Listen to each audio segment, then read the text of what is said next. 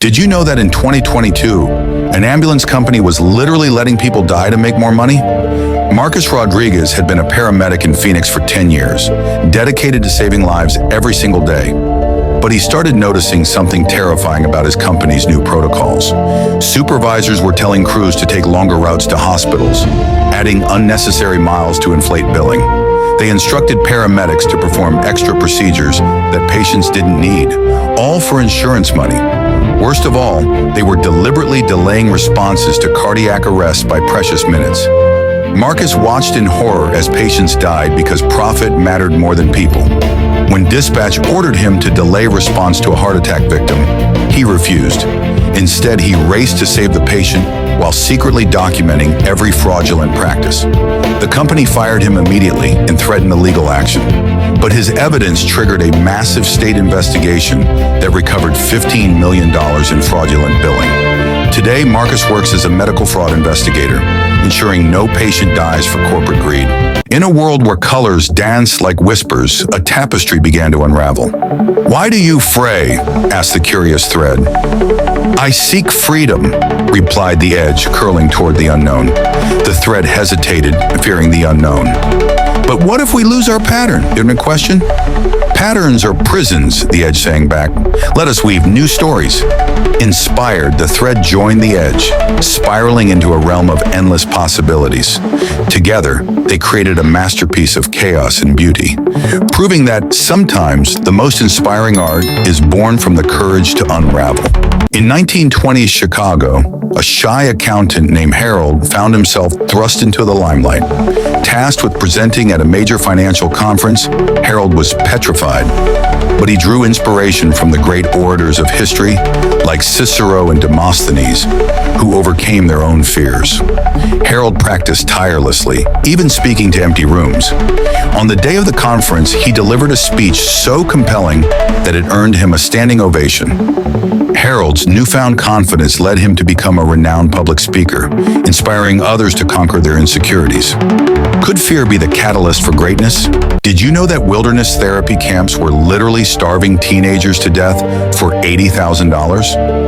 William Chen was a counselor at a remote Utah facility in 2022 when he started noticing something horrifying. Kids were being denied food and water as punishment, left exposed to freezing nights without proper shelter.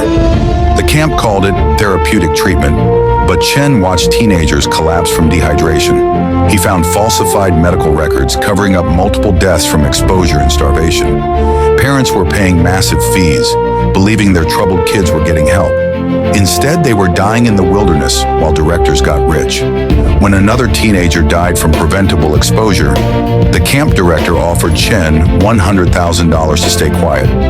He refused and documented everything, then contacted Child Protective Services. The industry immediately fired him and threatened lawsuits, but his evidence shut down the deadly programs and saved hundreds of at-risk kids.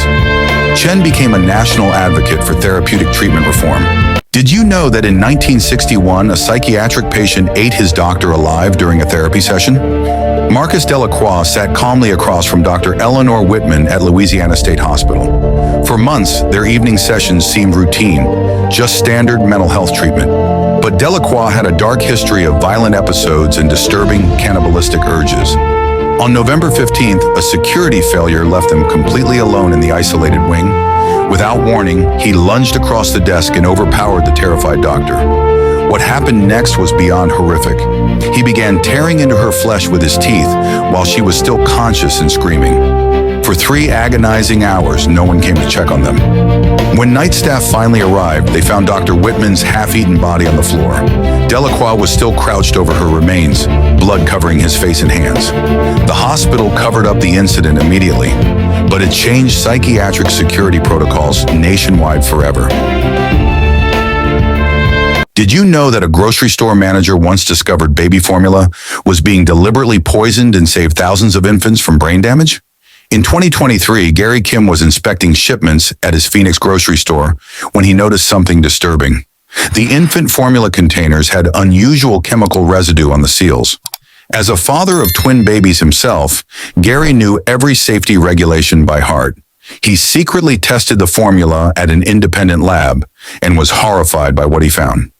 Industrial chemicals were being added to extend shelf life, but they were causing severe organ failure in babies. Worse, he discovered covered-up infant deaths and falsified FDA reports. The manufacturer offered him $150,000 to stay quiet and ignore future contaminated shipments. Gary refused, even knowing he'd lose his job and face legal threats.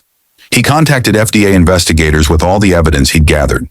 His courage led to a massive recall that prevented thousands of babies from permanent neurological damage.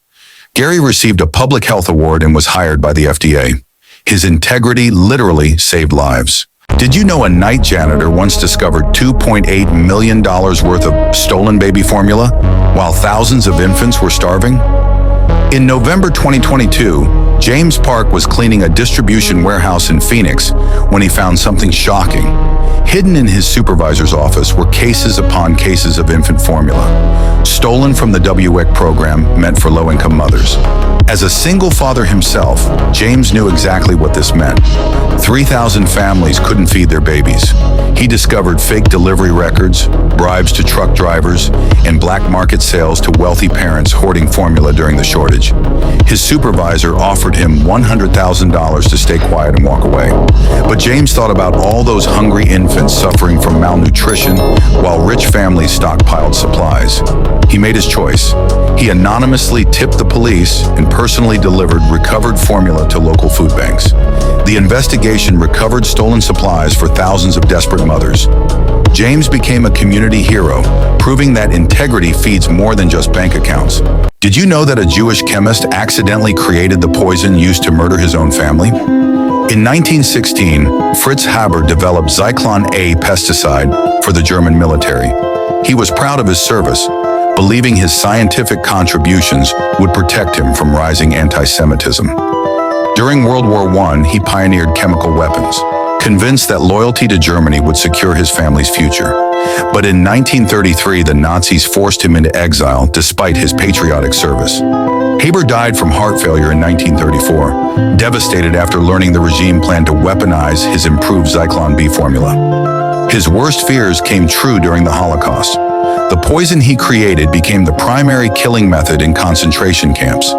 In a horrifying twist of fate, his own sister-in-law and several cousins were murdered at Auschwitz. They died choking on the very gas Haber had invented, their lungs burning as the chemical filled the chamber. The man who thought science would save his family became the architect of their destruction.